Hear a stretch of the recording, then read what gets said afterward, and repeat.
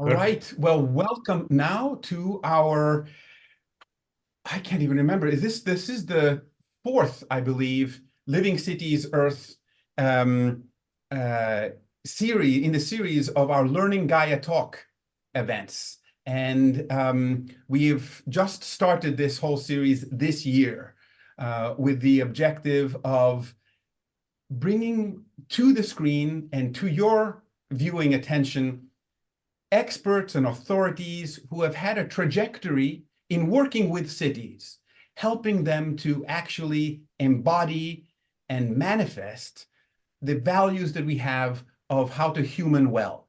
And you know, for those of you who are listening perhaps for the first time about Living Cities Earth, this organization covers many different people and sub-organizations that are all seeking to make the cities places that are alive, that are vibrant, and places where we can together human well for aliveness with love. This series is co-hosted by me and my dear friend and colleague, Pavel Luksha, who is joining us right now. And I'm going to, I just give a little overview, Pavel, about the Living Cities Earth as an organization and the Learning Gaia Talk series, just briefly giving people a little orientation. Perhaps we could switch the roles and you could present Mariano, and then we can pass it over to him. He will then speak for 20 to 40 minutes, and then we will have a conversation, just the two of us. Sorry, the three of us, because Pavel and I will be particularly facilitating that trialogue. And then we will open this up to the general audience and have questions, comments, and reflections from everyone. Pavel, over to you.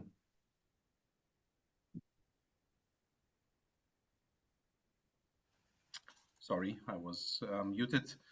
Yeah, first of all, apologies for joining this meeting a bit later than I'm supposed to be, because a hurricane started this very moment when the session was opening up. And it will be hopefully one of discussions that I would like to have between us today, with your work, Mariano, with different neighborhoods. How does the climate change and extreme weather events reflected in the work of these communities, and what can be done? So just to introduce you, Mariano, to everyone who is watching us or will watch the video afterwards, you're a management and government consultant with focus on specializing in developing new businesses, markets, value chains, improving organizational and societal performance. That you worked a lot with various types of organizations, Fortune 500, startup companies, governments all over the world. One of your organizations is that you've been heading for many years is called Performance Improvement Institute. And maybe you can share how this relates to where you work with cities, because you've been also working a lot with cities, and has been one of your focuses. You created the program called City Doctors, and helped transform communities in Argentina and across Latin America into more thriving spaces, let's say. So that is, to hear about this work is one of our focuses today, but it would also be very important for us, as we are in the space of Learning Gaia Talks, to explore how we can see this as a case of communal learning, collective learning, to actually thrive maybe in not like conditions that are maybe adversary, that are not as supportive to human flourishing normally. So Mariano, over to you. I might have missed parts of your very long bio, so please correct me or add anything that you feel is necessary. Thank you, Pavel. Well, the longer you live, the larger the story becomes. But I will try to spare the parts that are less interesting. Let's talk first about the concept of city doctors. I started working 35 years ago. I was working in my condition as management consultant in a large company in the northwest of Argentina, limiting with Bolivia. This was an oil company with a refinery called Refinor, and we have done a great job inside the company, turning around the company and creating a culture of collaboration. When I discovered, because the CEO of the company called me and he told me, Mariano, we have a problem. Say, which other one? Because we seem to have overcome the other ones. Well, the problem is our engineers don't want to live anymore here because we have all kinds of problems with the four small communities where the oil company works. People who are not in the oil business are doing. I'm having a hard time, and there is high rates of crime. The engineers don't want to stay there. There is child prostitution, drug trafficking. We were in the border with Bolivia, and we have to do something for the communities we work in. So I was basically invited to help him. And what I proposed to him was, why don't we turn the problem we did inside the company outwards and trying to help the communities to develop. And soon after, we discovered that most of the former people who were uh, out of a job because there was privatization of the oil company had land, but they never did anything with the land because they were working for the oil company. So their children were going to agribusiness school. So I work with them, and we discover, talking with the communities, that they could be helping the former employees of the oil company to develop land for agricultural use. And they started planting a small plant called soy. That was 1993. We created 120 farms where the children, or not so children, adolescents, help their parents to develop farms. Today, about 20 of them are millionaires. But the entire communities started to prosper. We work with four different communities attending different processes. Later on, after that came some work in Cabrini Green in Chicago, when Cabrini Green started to fall apart, a case of public housing. Then we call us for Colon City, Panama. Panama has two main cities, one in the Pacific front end of the canal is Panama City, and on the other end there is Colon City, which used to be called Aspenwall and was the rich people city. But after a long period, the city was basically, the center of the city was in decay and populated by narco gangs. So they called us to see how could they recover, transform the center of the city. And I went there and just went into conversation with the narcos. When I walked there and asked to talk with the families, I wanted to talk with the narcos' wives. I was received by two young fellows with Uzis hanging, and thankfully one of them was wearing a T-shirt with the name Messi. So he heard my accent and he was friendly. So I walked into a under 40 Celsius temperature. I walked into a large warehouse divided with cardboard walls where approximately 45 families, is to say women with children, were living. All the people there were in their 20s. And I talked with the women, and they told me, look, we want to see how we can get our husbands out of the narco for two reasons. They make a ton of money with the narco, but we want them basically to live more than 24 years. And we want to also a way to get out of the narco without creating problems with the narcos because the narcos do not like to lose their in-betweens. So we started working with them, and we discovered that many of them have different projects. So we connected that with in the case of Colón, with the tourism, because the idea was to transform the historical center, into a traditional but historical place for visitors. And in the process of these 5 years we worked with Colón, we transformed several of the gang leaders who used to map tourists into tourist guides because they spoke very good English and certainly knew every corner of the city. So their victims were transformed into customers. And you will see probably some of these situation in let me show you a little background of Colón, so you can have a better idea. Now behind me, you can see the this is we created a satellite city for people in Colón that will work and get jobs in reconstructing the historical center. All the people you're watching there working were former gang members.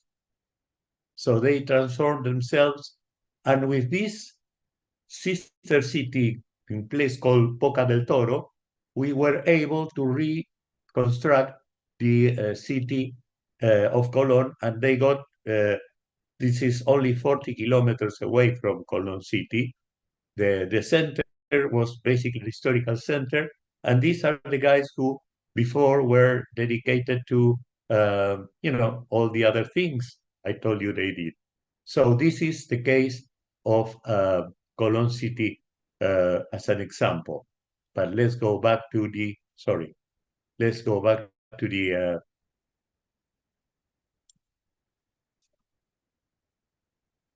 let's don't go too fast. So the other thing is how we work. This book is basically oriented to describe the experience we had with different models and situations regarding transforming slums into neighborhoods. And I'm going to share with you basically what we did there.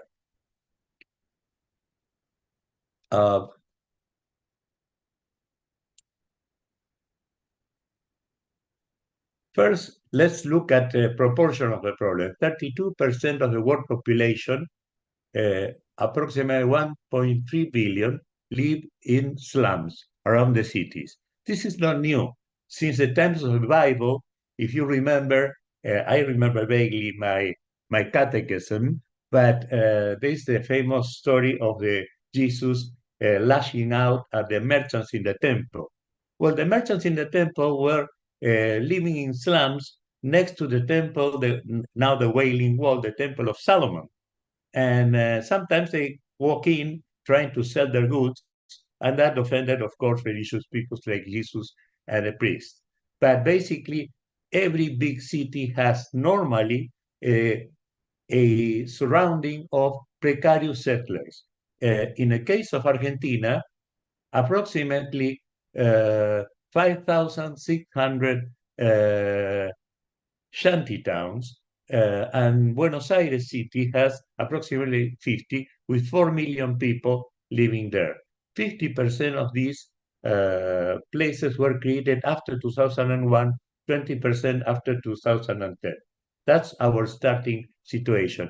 Here you have a more detailed presentation of the abundance of slums in Argentina. This is to give you an idea. This is numbers here, figures are lower because this was only 5 years before the time of today. So in 5 years, we went from 4,000 to 5,000. Solutions. Well, I would put it in two ways, this way and with a question mark. Solutions. let's start to see what kind of things. For producing this book, it took 8 years, and I dedicated a lot of time with my team to explore research in other places. First, we found, and I'm borrowing here a great set of concepts that Alexander shared with me like 2 days ago. This is what we call the dystopic approach. The first idea is the basically the slums are cancer, and they are urban blight, eyesores, not in my backyard, NIMBY. So they are ghettos. Nobody wants them close. Here you have pictures of Villa 31, Buenos Aires between 1933 and 2016, almost 80 years.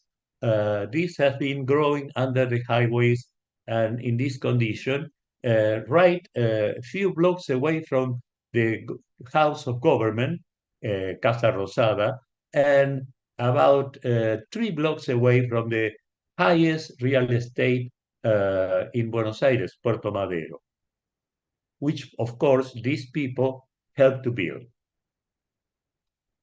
Dystopic solutions. Well, the solution is bulldozing. Here you have one example in India. And on the right-hand side, ignoring. This is how Barrio 31 streets look like. No sewers, sewer water was going there, complete mud and all kinds of diseases derived by the fact that they were this kind of water in the environment. Speaking about environmental problems, slums are one of the more serious compromises for many of them. If you think about the famous Slumlord movie about the largest slum in the world, what is Mumbai, where we are about to start a project, they basically work on trash. And one of the business people live is managing waste from the city and waste from themselves. So dystopic solution, let's go to the United States where they live. Here you have the trailerization of poverty. So if you saw the movie, I don't know, did any of you saw Frances McDormand Nomad? I don't know if these images are not allowing us to see. Did anybody of you saw the Frances McDormand film? Yes, fantastic, Mariano. Fantastic and Okay. powerful. Yes, I have. Exactly. Well, that describes the situation not of the originally poor, but the working poor in the United States. So the people who are basically in a situation of circumstantial poverty due to the loss of income. And we have that problem also there. So solutions. Well, we have what we call utopic solutions. In 1820, Robert Owen, a British industrialist, created what he called a model of city called New Harmony, and started drawing the city, creating a model community with all the resources he had from his factories. So it will be a peaceful and model community. Another example is George Pullman, who was a philanthropist reached by the build of the Pullman carts for the railroad, created in Chicago what is called still the Pullman District. But the utopic solutions were basically what we call social engineering. So trying to design the perfect community and make people, teach people how to live there. For example, in the case of the very pious George Owen, Owen decided that people should go to church whether they like it or not. Well, the situation was described. Individualists replaced socialism in 1828, and New Harmony was dissolved in 1829 due to constant quarrels.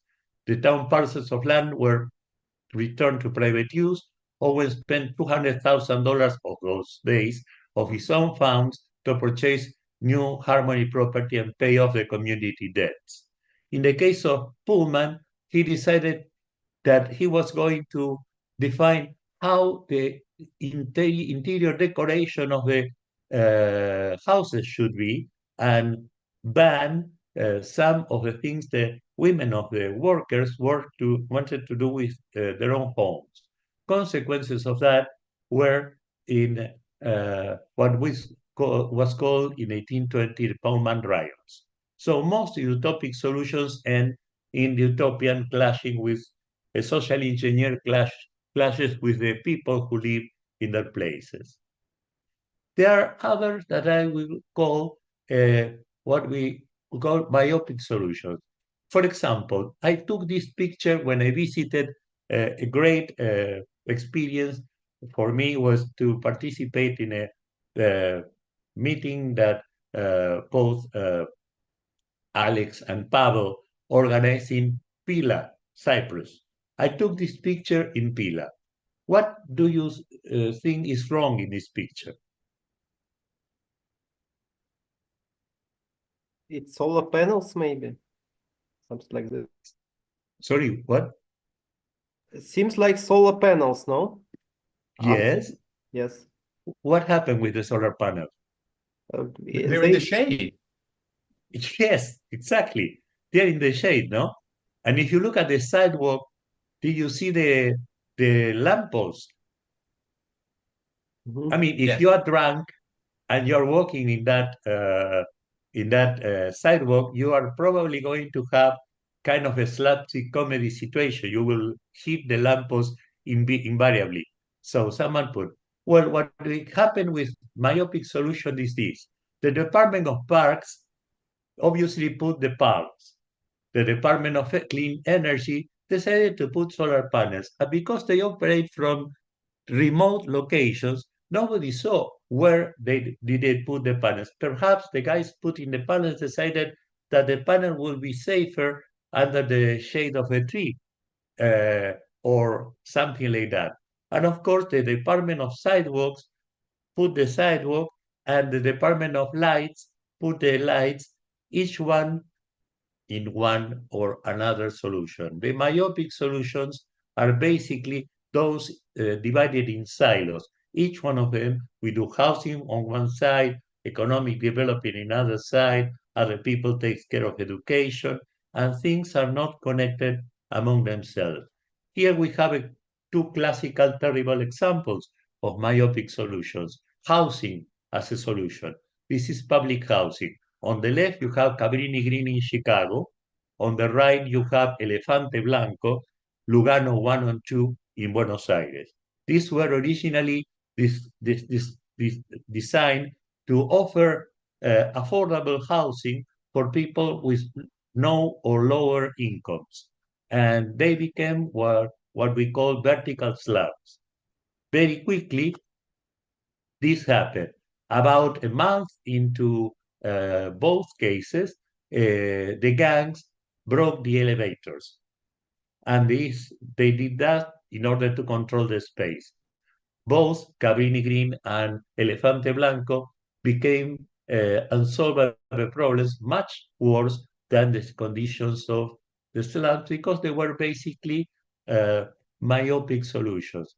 We can mention places like Brasilia or the plans that never were realized, or Forlandia or Henry Ford in the Amazon. All these places ended in more conflicts than they were solved. They were originally proposed to solve. And we have what we call protopian solutions. What we did with Barrio 31? Well, two basic things. Listen to the people and walk the talk. So walk first, talk later. And I spent 8 years doing these two things. I discovered that slums are developmental stages or beehives. You have on the left a wild beehive that attaches to structures. In the middle, you can see Barrio 31 construction clustering beehives under the highway, as they were in 2016. And on the right-hand side, you have a very Gothic Barcelona, where you have these bridges between very narrow streets because the city was built by successive settlements that later on became buildings with multi-family buildings, like onion layers.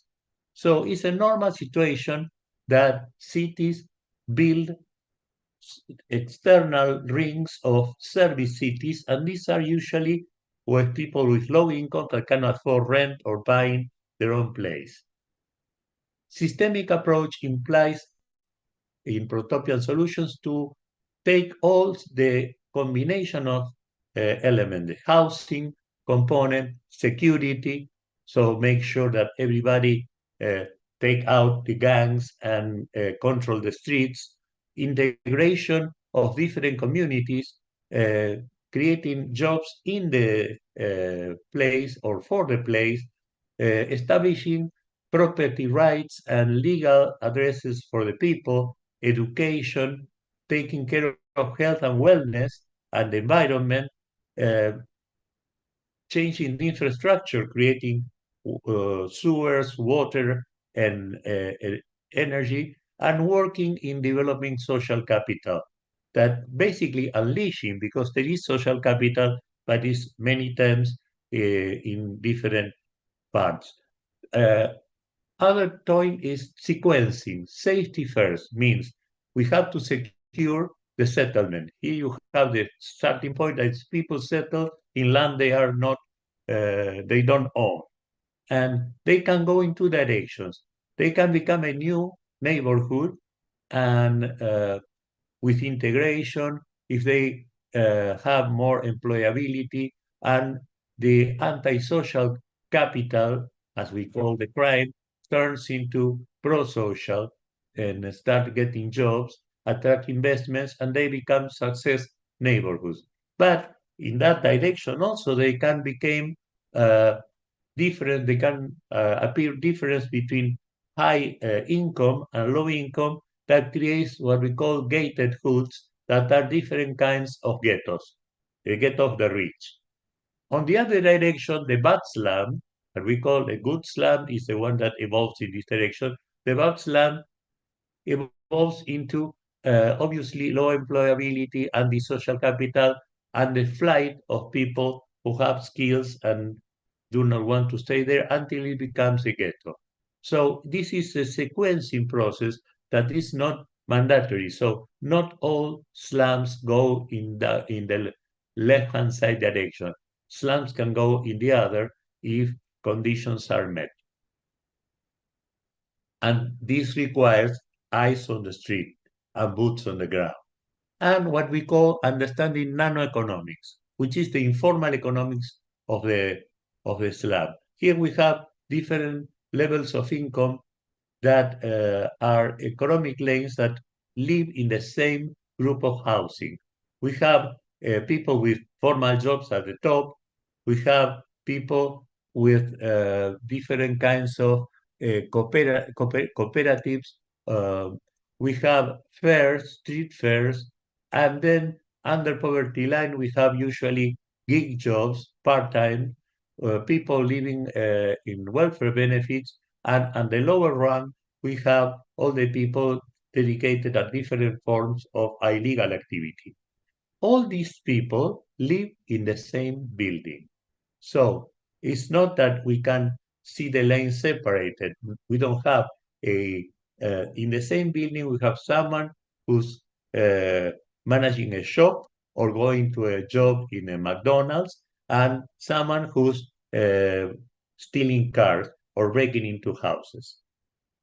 And this is the reality. We have the views that are the housing view on the left. This is the way the house looks. So each level has different families, but the economy is a shared economy between all of them. And they form what we call a beehive view. So it's like, imagine the cells of a beehive. When you try to move something in a beehive, I've been a beehive worker for some time in my youth, you have to be very careful because you disrupt the order. And when we look at this non-economically speaking, we find the formal, informal, and antisocial income sources that create a net result. If you move something, you can create a negative effect. For example, we offer jobs in McDonald's. We got 200 candidates. Would you put a McDonald's in the barrio? And we have 200 candidates that were accepted, and of those 200, only 20 showed up. When we asked why four, we discovered that some of them couldn't attend to an 8-hour job because they had to take care of the little store, or they have children from a sister or a brother. So there was a structure like a Jenga that we didn't know. So we had to change the approach to the nano-economic approach. You have also the buy-in, giving people property, throwing Hernando de Soto idea of the mystery of capital. Well, make them own their own property with certain conditions, not to become the prey of land speculators. And with this comes the other stage, that is secure the participation of the members in part of the ownership. So election of authorities, local authorities, and here you have some of these women selecting the colors of their homes. So starting to do what middle class women do, but they never did before, which is painting their houses in a way that they look better. And in one generation, taking into consideration, we learned that transforming a slum into a neighborhood takes exactly 20 years minimum, because you have to have a new generation grown in these conditions to have this.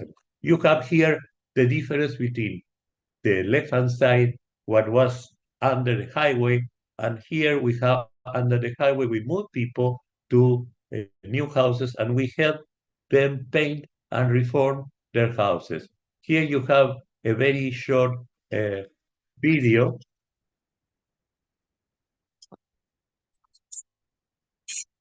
Here you have some of the things that this woman says she lived for 40 years. She always had problems to get jobs because her address had no street address. Now they have zip code, and she feels proud because she can work. And they work, they build their house among themselves, but now they enroll in the house improvement program. So now the kids can have each one of them this. Here you have nice with the numbers.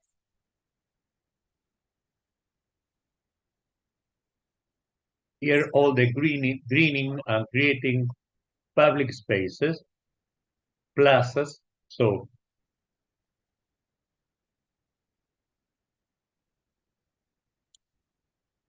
also the trash collection part of we move the schools into the neighborhood, and also the Ministry of Education is now there. These are houses. You can see the highway. Now is this was originally,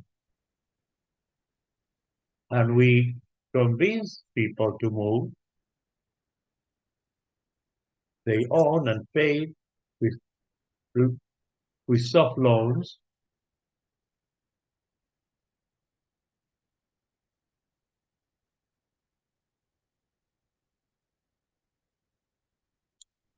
And then you have green spaces.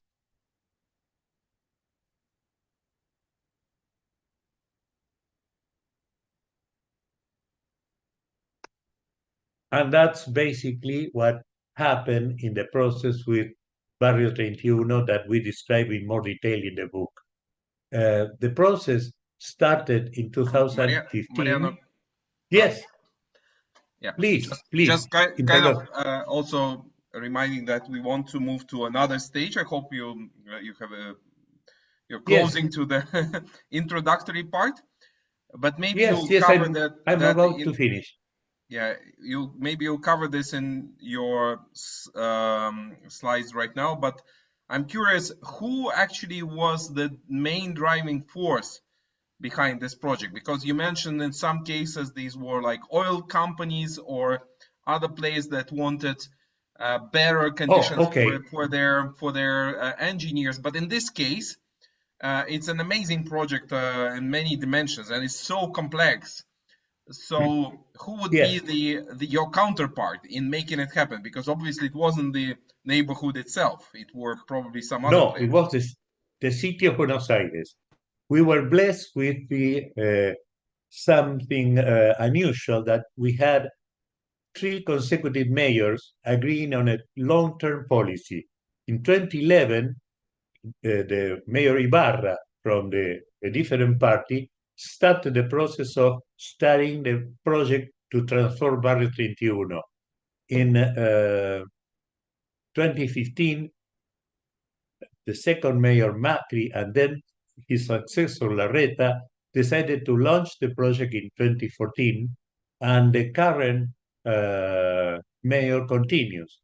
This is also inscribed in a larger concept of what we call the vision of the past, present, and future of the city. So all the projects of the redefinition of the neighborhood are connected with the projects of the city. Now, for example, there are streets and people can access from Puerto Madero, which is a ritzy place, or Retiro, which is adjacent where I have my apartment. For example, we can walk straight into the neighborhood, and they can walk into the ritziest places. One of the comments yesterday they were making to me is, Mariano, this is New York, because I can walk to these places where I was never, I was afraid to go, and just take sit on a coffee place and drink a coffee in Puerto Madero.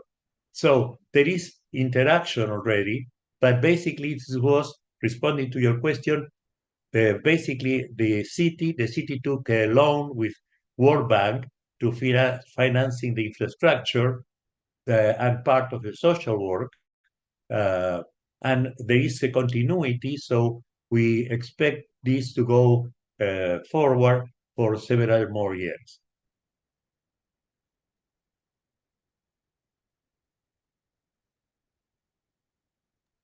Mariano, please take your time to wrap up now. I know you might have a couple more slides, and then we'll move into the dialogue time. So please, a couple more minutes, and we should wrap up this part. There we go. Let me go back to the. No, perfect. And the idea is interrupt me was not a nice phrase. It was just, I love to be interrupted. Well, basically, the book started in 2015. You have here the story, the timeline from 1931, where the original name of this immigrant place located in a railroad station was called Villa Esperanza, Hope Village.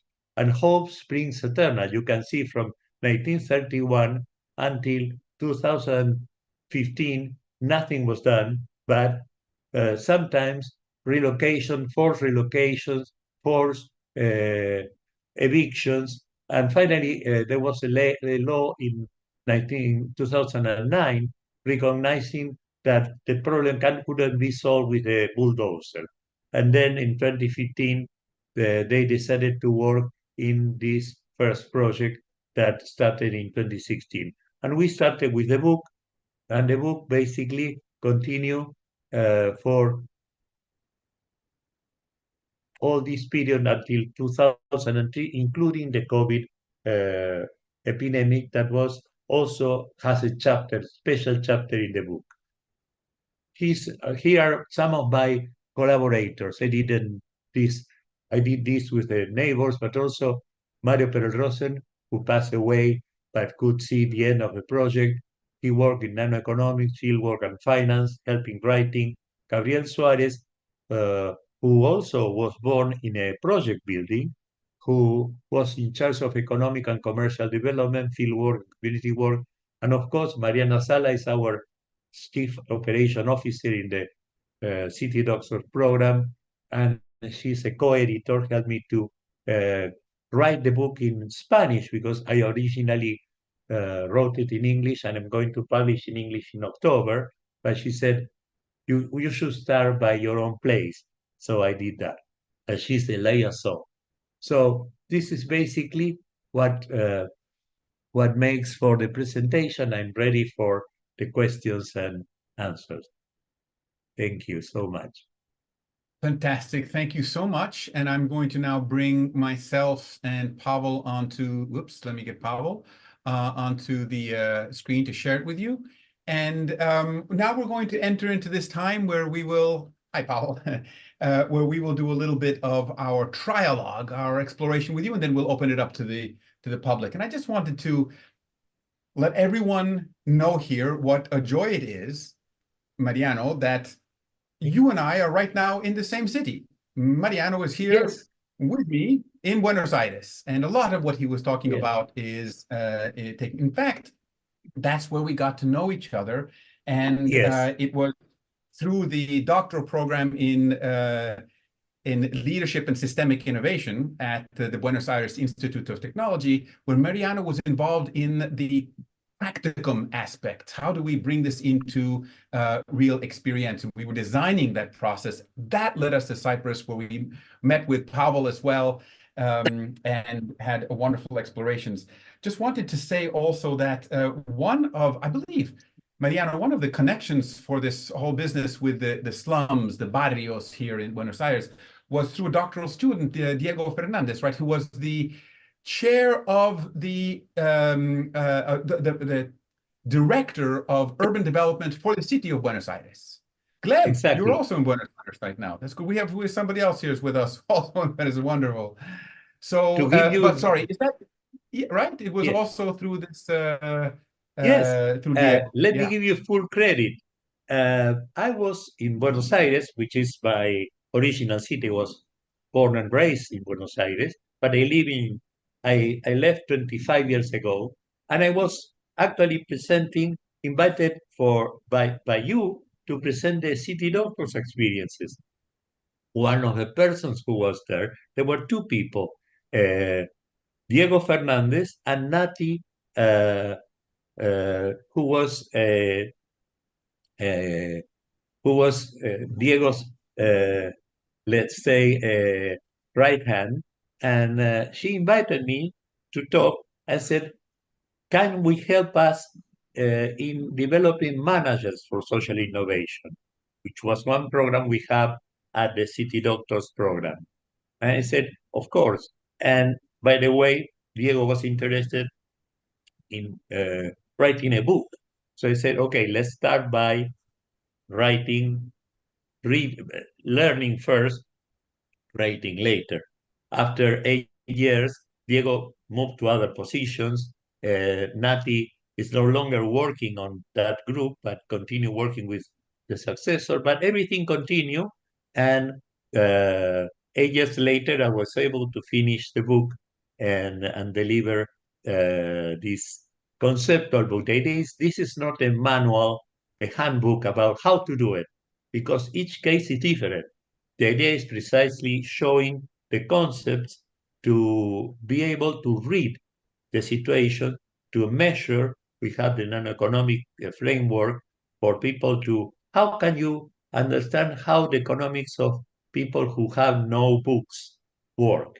Well, Mario Perel-Rosen helped me to figure out a way to help them to do what is called portfolios of the poor. So how the poor manage their economy, and understanding the economy, develop the informal economy into a better economy, and eliminating or reducing gradually the slumlords and the gangs that have economic control, making people more independent. But the idea is we don't have to teach them entrepreneurship because they are entrepreneurs. The problem is we have to feed them. The original title of the book was going to be Unleashing Social Capital, and it probably will be. So due Fantastic. credit. Without you, Well, it wouldn't wonderful. have happened. And we still have the project of a social lab. Okay, Aha, I'm a persistent fellow. So they you are are. still not ready because at the time, making the transformation and putting people to study, it was too much for. This is a. They are working from 9 to 9. They work Saturdays and Sundays because it's a process where people on come to them with different problems. They are basically like managing 45,000 people down, and they Right. want to transfer to the next generation. So there is probably when we are going to try to establish a social lab. And being you in Fantastic. Well, that's Buenos good to hear. Aires, you will be That welcome. started there in the doctoral program, right? We started looking at creating this kind of a lab for experimenting with this. And wonderful to see that. Let me mention two other things and a question, then I pass it to Pavel as well, and then we'll open it up to others. But you were talking about the beehive structures, and I just wanted to share with you how central this whole framing around cities as human hives. Indeed, this is at the core of the Living Cities Earth. One of our core founders, Marilyn Hamilton, who has developed the integral Yes. cities meshwork, uses this framework of the human hive as a core concept within the work of the Living Cities Earth movement. And Marina Demchenko, who is here with us also, helping facilitate this process, is the lead author on a collective work that we put together with Marilyn and several others of the Living Cities Earth, where we look at specifically from the title of the manuscript, the title of the chapter for this major textbook from Palgrave Scientific, published by Springer, is called From Sustainable to Thrivable Urban Development, Conceptual Frameworks for Designing a Sociocultural, Relational, and Educational Ecosystem of Cities. And Marina is here with us as well, and she's waving madly there in the background. I'm not sure if she's, no, she's not sharing the main screen, but she will be back in a moment. I have a question for you then about this, and then after you go in your answer, then Pavel will pick it up. What would you say, Mariano, are the lessons to be learned from what you have done? I know you've worked in other cities and in other countries and other cultures with the same kind of process in terms of city doctors and the transforming of slums into neighborhoods. You focus specifically on the case of Buenos Aires and the barrios 31 and so on. Are there some generalizable lessons? And what is the difference between applying them in the northern, more developed cities, let's say, and in the southern hemisphere, where there often are more challenges for social and even infrastructural development? Yes. Well, the first lesson is each case is different, which means that this is custom labor. This requires, that's why we talk about doctors. Because like a doctor, if you think of a general practitioner, not a specialist, you are not a surgeon or a healer. You're basically someone who has to do what we call in the practice family doctor. So looking not only at the patient, but all the family, meaning the city that is part of the society that is expressing this process. And so you have to study, for example, now we are expanding the project to other of the 50 slums in Buenos Aires and probably later on in the rest of the country. But the idea of the book, and that's why I insisted not in a handbook, because a handbook is like a prescribed set of go first here, do this, and is going to a different context. So we have a different context. The second one is what we call pizza management. So instead of a remote authority that dictates the new solution, usually that ends in some kind of social engineering. So we make a great plan for the future of the neighborhood, but we are not in touch with the people on the ground. We have this situation where things do not work. Pizza solution means instead of silos, you have responsibles that are in the territory. So people live there. That's why we move the Ministry of Education and we move the offices to the place. So they are there, and every day they are one neighbor more. So you have to become a neighbor. You have to eat their food, be with them, share their problems, and be available. The other is you can measure the talent of a city doctor by the wear of their souls.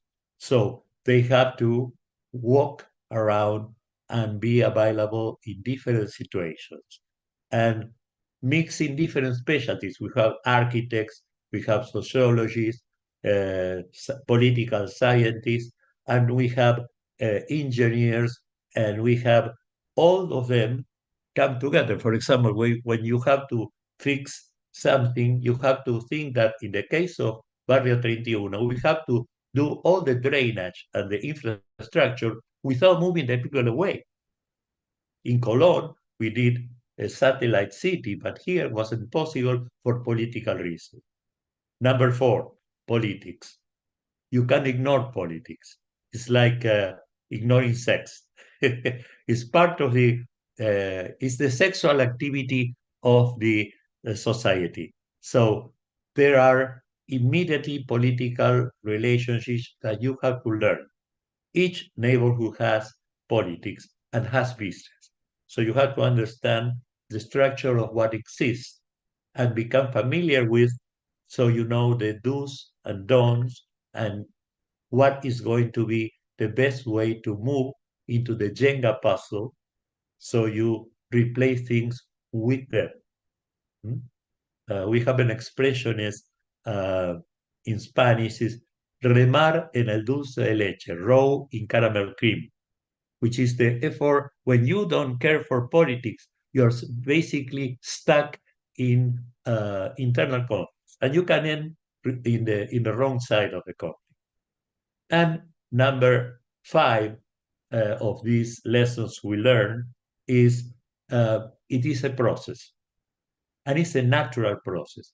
There, what you say about Margaret Hamilton, we use several of her concepts, and so also some of the concepts you use in your doctoral program, like using biomimicry. The idea that not only the city is a beehive. In the case of Buenos Aires, each city has something different. We use the idea of the delta city because Buenos Aires is at the confluence of 2 large rivers, the Paraná River and the Uruguay River, that brings all kinds of sediment. Most of the city is now built on sediment, and particularly the area where the Barrio 31 is. And in the same way, immigration works coming. So you have to study the immigrants. In the case of a lot of cities, they keep connections with their fellows. In Mexico, we work in Sonora with 5 cities and a region, and remittances was a critical part of their, of course, they saw with some, sorry, the remittances was part of their way to get funding for our project. So our program was, let's help Mexicans stay in Mexico. And the idea was channeling the remittances towards the projects they had there. And we created several companies that were funded by relatives, what we call in Cuba, they used to say, he lives from la fe, faith. No? Faith in Spanish is F-E, external familiar. So someone who sends remittances. Say this, okay, you're sending remittances to help your aunt or your ma to build another room in the house. So we organize the companies, private companies, but local, to work that way. So recognizing the fact that some Mexicans will stay in the United States because they have better salaries, but they will be in Mexico. So these are, and the idea of adapting. For example, we propose, and probably will function, a solar wall. What means that? You think that building a wall, the famous thing of Trump between US and Mexico, was completely crazy because we work with what we call Arizona Sonora mega region. So there is constant interaction. But the idea was, okay, if you want to create a wall to prevent illegal immigration and make things better, why do you make a solar wall that both sides, Arizona and Sonora, are the main creators of solar energy panels, and solar walls require people taking care of the wall and reducing the energy cost of all cities. They are sister cities. So it's still, we had Harvard endorsements for this, and probably will work sometime or another. Instead of having barbed wire, having something that is represents a different thing. So there is always a way. Mariano, thank you so much. These are great examples. I'm going to pass it now to Pavel, and I'm going to Sure. also ask perhaps Mariano, so we can have time for others also to be able to share their questions and be in conversation with you. Let's see if we can have more concise, punctual responses so that we can have more interaction for more people. Absolutely. If that would be all right. Okay. Sure. Pavel, over to you. Mariano, thank you for sharing. Fantastic work. I have a number of questions, all related to something you mentioned as the key aspect of this work that happened. So you mentioned that in order for such project to succeed, you need to listen to people. So this interaction is the key driver of the process. And you gave a lot of examples of integration. And I'm also wondering about specifically the aspect through which these communities that you've been working with actually integrate their knowledge about how to live together in a new way. So there's some kind of shift that not only happens on the physical level. You've been speaking a lot about these different kinds of installations, having addresses placed on the wall, schools established, and so on and so on. So a lot of, let's say, physical infrastructure that was placed into barrio to transform it. But there was that, let's say, soft level of infrastructure, this communal learning process. So can you describe how this was organized? Were you organizing some kind of what we can call learning communities around this process of transition? Or was it more, let's say, chaotic? Or were they actually driven by people that sort of adopted specific roles in that community and maybe share this knowledge with the rest of community? So how would you describe the collective dialogue and the learning process that was happening there? Yes, there were both things. Here you have in the background one of the typical activities of this immigrant town with people from Peru, Bolivia, and Paraguay. This is a Peruvian guy who started with one restaurant, now he has three. And basically, what we did was helping him in this case, to manage how to expand the business, and he got help by, we brought several chefs to help him to develop a more attractive menu for people who were interested in Peruvian food. There is a center for entrepreneurship in the neighborhood that tells them not how to start their own business because they already have it, but how to make it grow and make it more profitable, and how to expand and manage. For example, many of these small business started to create branches. Here you have an example of the fair, and also creating selling outside to the city, creating online delivery systems. So all these things were part of this Center for Entrepreneurial Development we created.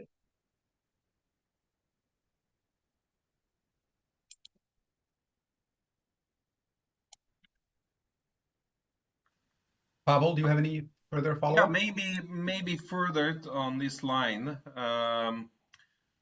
What was the role of, let's call it, participatory governance, the active citizen participation at various stages of this project, in actually making decisions collectively? Or again, was it more classical way of governing this process with some consultations? What did you see really working? Well, there are different, that's one of the parts of politics. As I said, uh, I made a comparison with sex. Sex can be very simple or more complicated. Let's say that sex in Barrio Mujica was very kinky because it had a lot of different structures over time. Imagine 80 years. So they have several structures. They have what they call punteros, those who are vote getters. They have what they call referentes, which are natural leaders.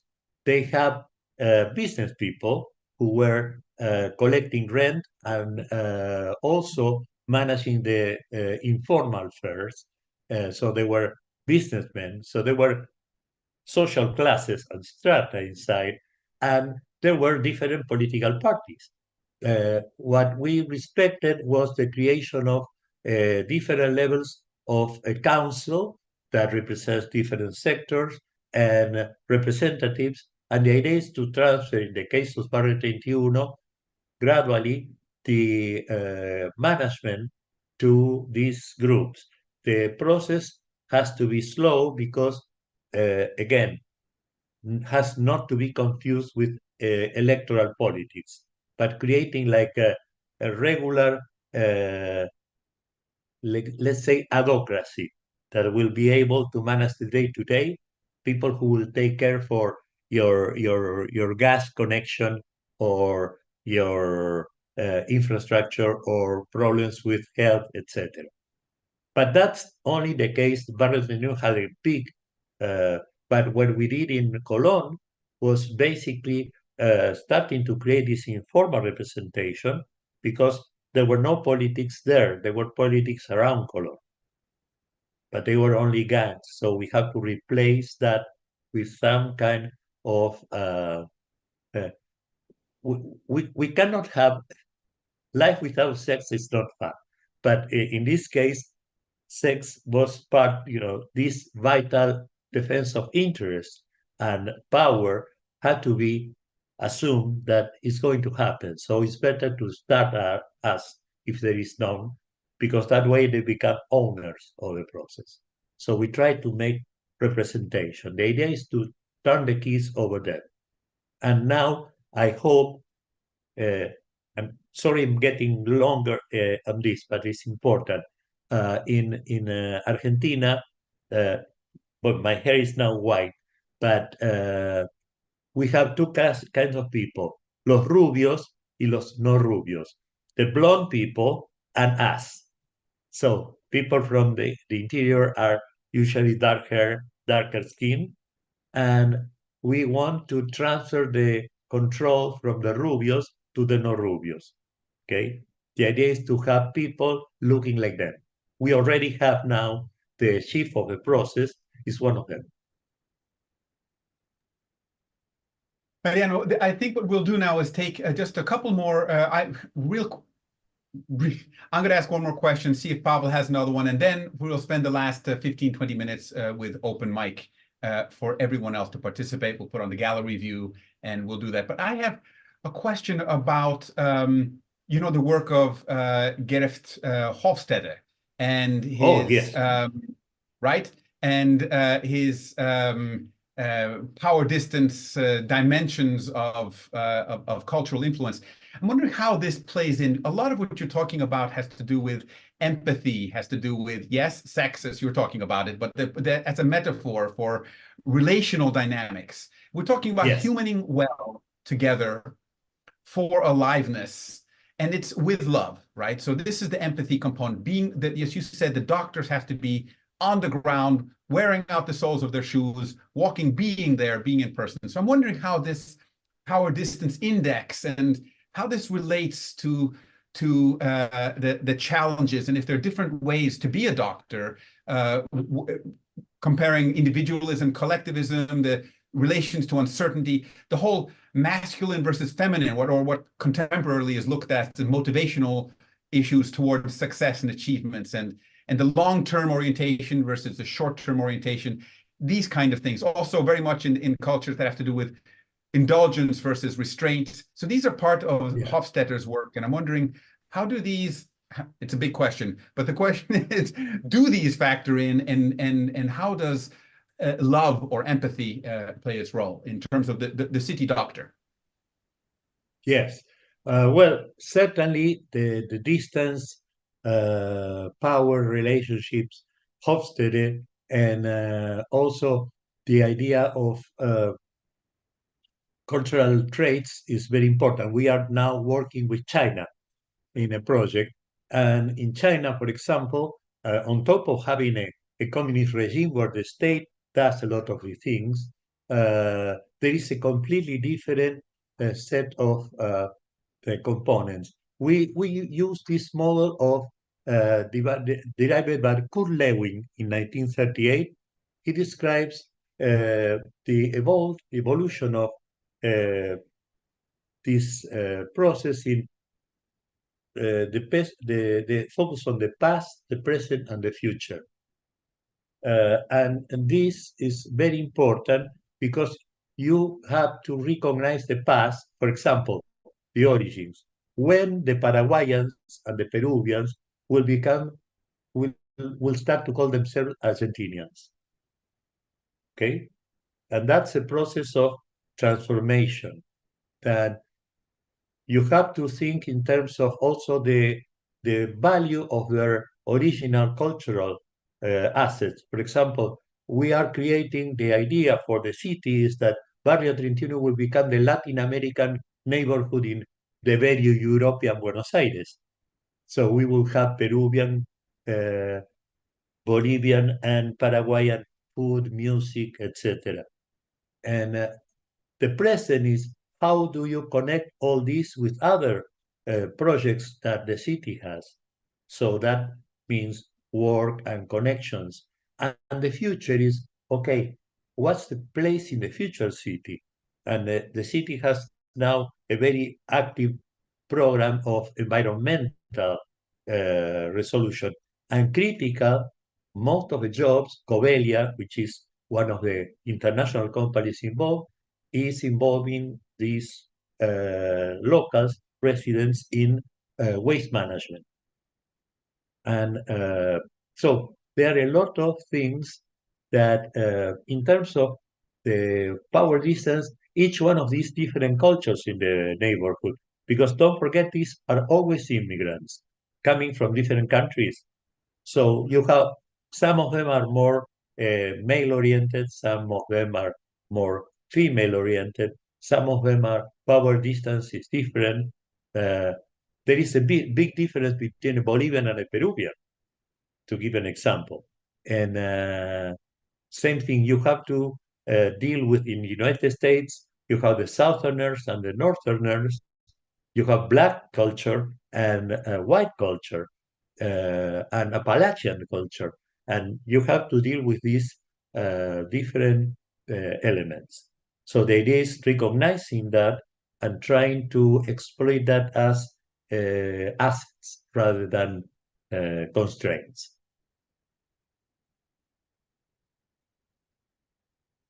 I will ask maybe, as Alexander suggested, the last question, and we'll transfer to the rest of the group.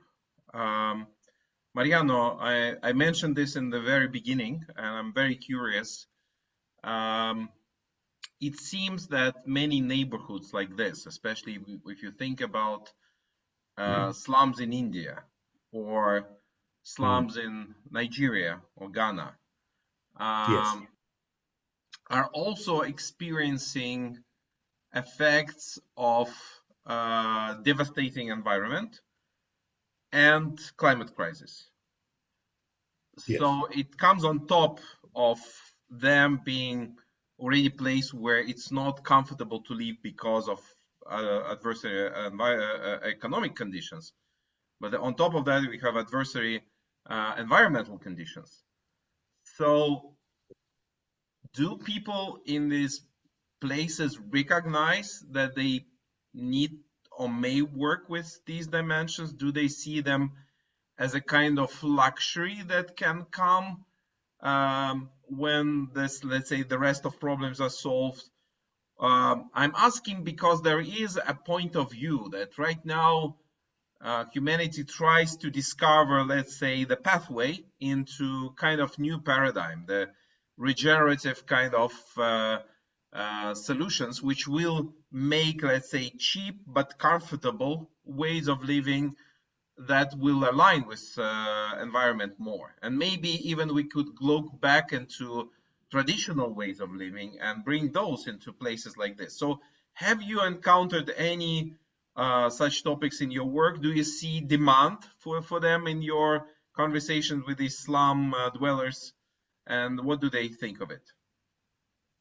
Yes, I can relate in two ways to your question. One is what happened in Chicago.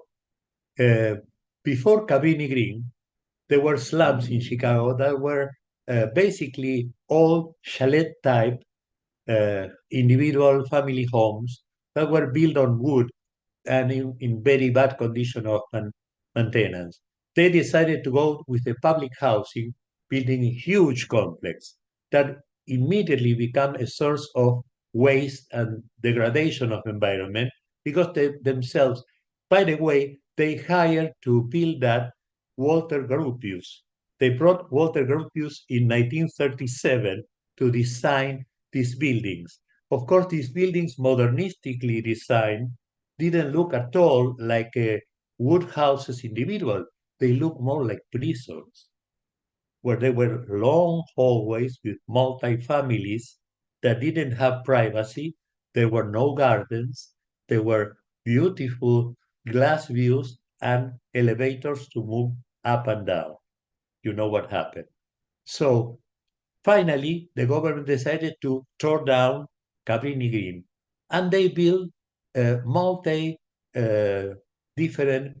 We recommended to create a multi-social levels, so helping people of different income, and in the case integrating Black and White and Latino. And guess what? The kind of design that came were again the houses with chalet type that were basically the same houses that 70 years ago were demolished to build the Cabrini Green. So we somehow are going back. Second aspect, what I told you about the solar wall. So in many places, we are working now, Diego Fernandez, that you know, Alex, is working in Africa with several places where they are building communities. For them, solar is not just the one alternative, it's the only alternative because they don't have regular grids for the places, the aldeas. So the villages. So a lot of solutions have to do with protecting their environment and helping people to live better in the outskirts of the cities and go to different places where they can have sustainable agriculture, for example. So there is a same thing with Colón, with a city that is they created a garden city, so that helps people to have different kinds of processes. But there is a natural connection between a more environmental respectful, because the slum in itself is defined by United Nations as an unhealthy place of residence for humans, with waste and all kinds of environmental degradation as part of the normal situation. So fixing a slum is already an act of environmental recovery.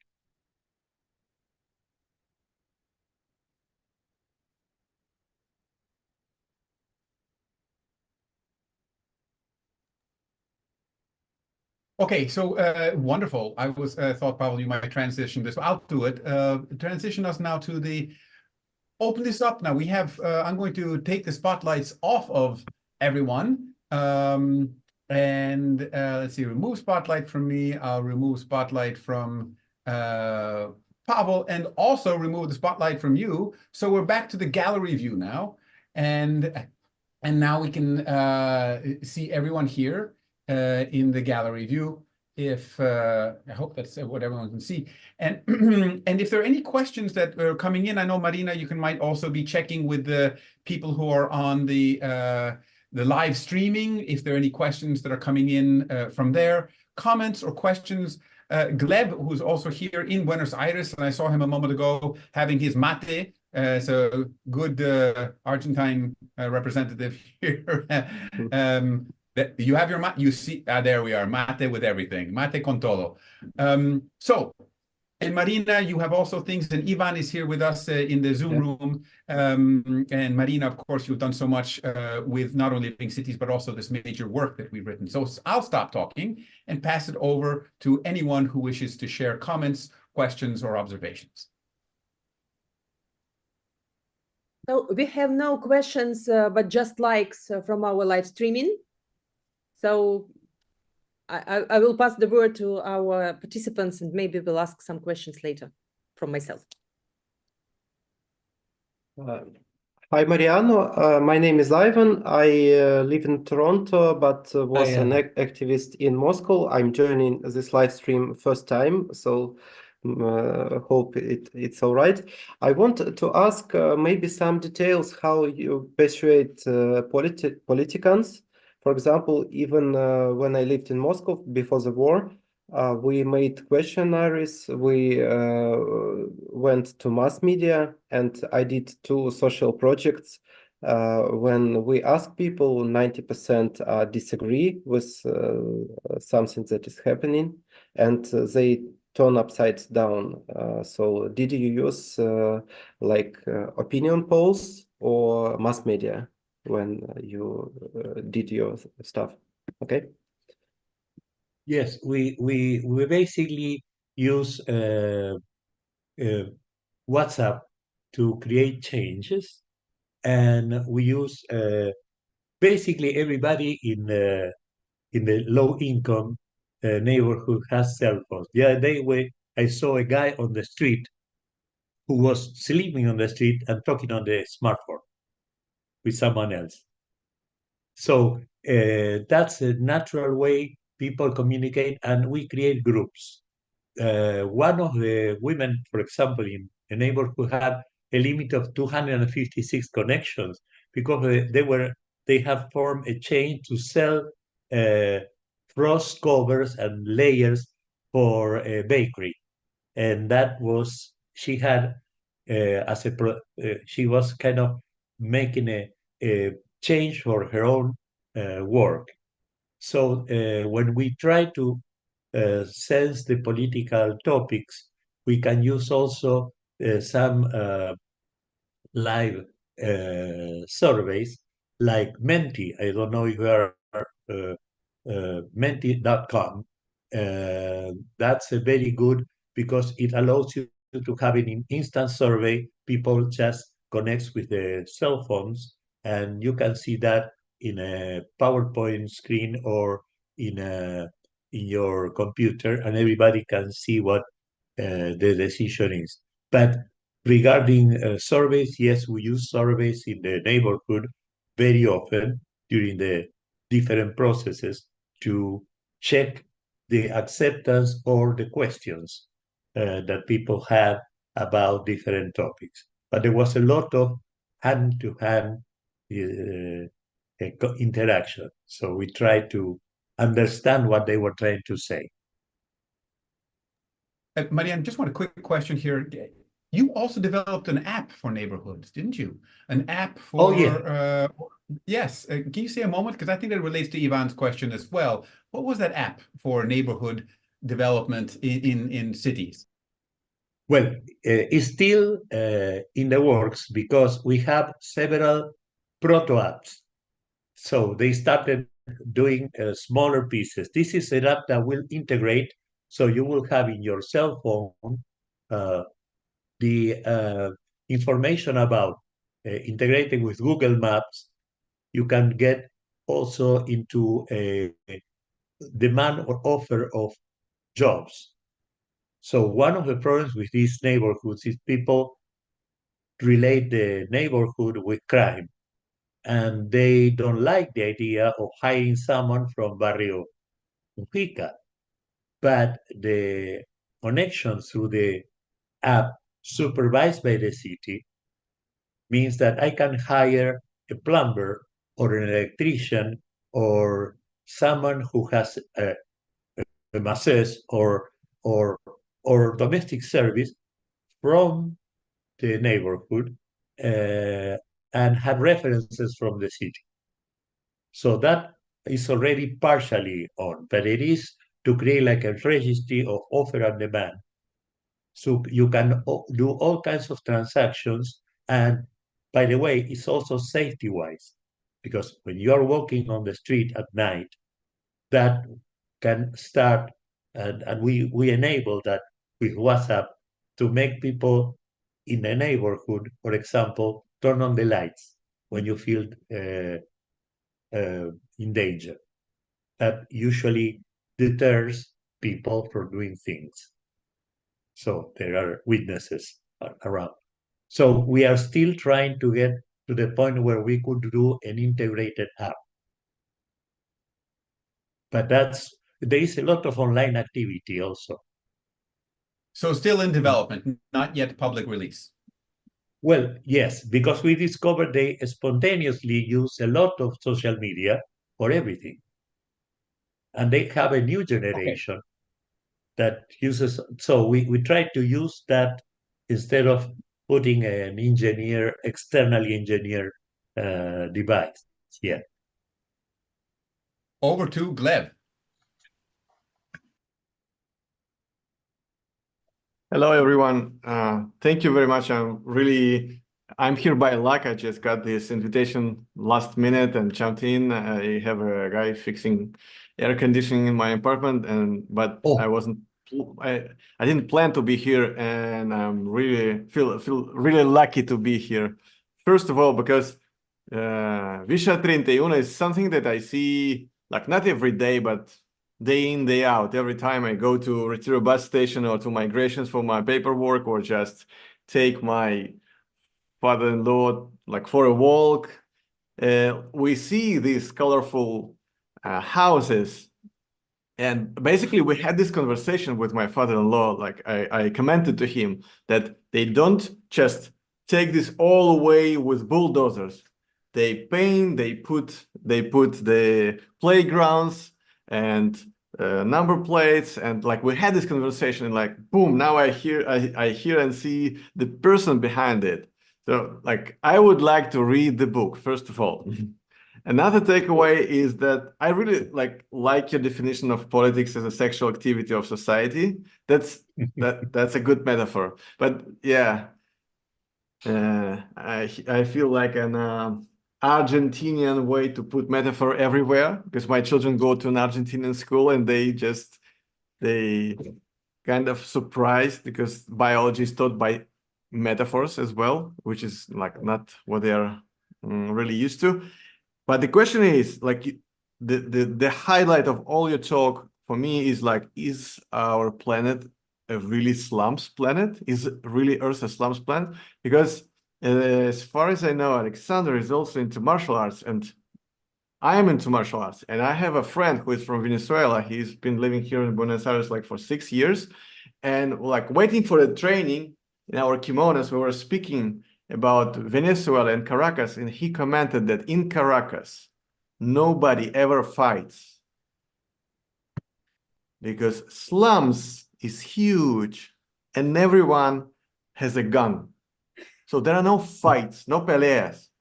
And, Yes. and like no, everyone knows that the other can have a gun. That's why we don't fight there. So you could train for a Buenos Aires walk and work here, but not in Caracas. And he showed me pictures of Caracas, like it's a valley, and all the mountains are covered like with I don't know how many square kilometers of slums and slums and slums, and there is a gun in every slum. So Yes, like the thought that our planet is actually not a Singapore planet, not a Paris planet, but a slums planet, that's really interesting perspective. And the question, that's my comments on what I heard. But the question is, like, you basically by these activities, you took power from slave lords. They should be not really happy with that. How did you deal with the guys who were in power before you came? That's the question. well, I actually shift power from slumlords. A good part of our work was to create them the idea that you have to reorganize the market and shift from certain activities that are, you know, violent if you in nature to play by rules. I didn't mention three factors for what we call societal performance. Three things there is a relationship component that has to do with all the emotional process. There is an organizational component that is the ability to create organizations and organize transactions that are more transparent. And there is a third component that is institutional, rules. So we basically sold the slumlords a set of rules as ways to transform their business, reduce the risk of doing business, and make them go. Of course, we had rules enforced by the presence of the police, policing. One of the demands of people in poor Islam is law and order, but in a good way. Meaning it used to be a cop in every neighborhood in Buenos Aires. And the cop was someone with name. It was Miguel or Pepe, and he was taking care if you leave the door open, he will come and check the doors to make sure that all the doors were closed. We are working, and the city is working in developing this kind of police. People who are seen not as someone who's going to go after you, but someone who's able to help you. So the idea also that we are a slum planet is not new, is that slums are a stage of cities. So we emerge from villages, and where there is rich, there is poor serving the rich. Poor that are closer because economically speaking is not convenient for it. They cannot afford commuting long distances, so they try to stay closer, and because they cannot afford the rent, they tend to squat in places that are public land. And the idea is you have to understand that process as how can we help them to get their own place closer to the places where they do business, and that will help grow like most of European cities have grown. again, the example of the temple of Solomon and the Bible is just an example of what happened. Is a lot of, if you go to Barcelona, all the small neighborhoods were independent cities that got connected. And they were serving usually the rich, and they were less affluent, etc. So it is, we live in a slum planet, but it's increasingly becoming more urban in the good sense. And we have to manage that. Instead of looking at that as something to fight, it's like fighting the waves. So it's a natural process. We have to surf the waves. Mariano, thank you. We are a little bit over time. I'm going to request, if possible, that we just take 8 more minutes of your time and of everyone's time. It's so rich, the conversation here. And this way, in 8 minutes, we will finalize, if that's okay. I would like to check with Marina if she has any comment, or either directly from herself or anyone who has shared anything on the live stream. And the last word will go to Pavel. I would only say thank you so much for your wonderful case, for the very inspiring story.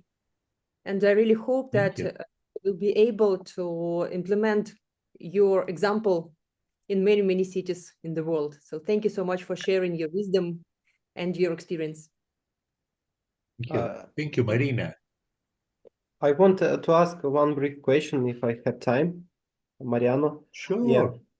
It's a huge number. Slums population is more than 1 billion people, and I googled now that it will exceed 2 billion in 30 years from now. Do you have some plan or some advice how to make it lower? You, like economist, like man who worked in consulting, maybe you have some.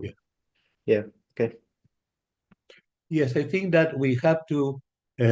I'm writing my last writing with Mario, my late friend Mario, that we are going to continue. Is called nanoeconomics. The idea that we have, classically macroeconomics, that economic aggregates. You have microeconomics, that's formal organizations, and nanoeconomics is the economics of the household economics. And understanding the informal economics, what we call the shadow economy, is pervasive in the entire world. As taxes go up, nanoeconomics grow. And we have to understand how to use that strength instead of fighting it. Again, another problem is, as we fought the slums, we are fighting something that is the origin of economics. All economics starts by hunter-gatherers or farmers. So that's nanoeconomics. Now, when you have a big city, you have a lot of economy that is informal because it's too expensive. The barriers to entry the formal economy are too high. And we have to find ways to to make it part. For example, don't forget the Arab Spring started with a man who had a cart selling fruit that was basically prevented from doing, and he committed suicide. And that started the Arab Spring. So we have a lot of people living in less than convenient situations, and we have to just change the laws. We did that in the city of Buenos Aires, and I advise that in Mexico as well. You either work around the law or you either adjust the law. Usually you have to start working around the law while you work with the lawmakers to make them see how better would it be, even for collecting some revenue, if they let people, they put less barriers for informal economy to prosper.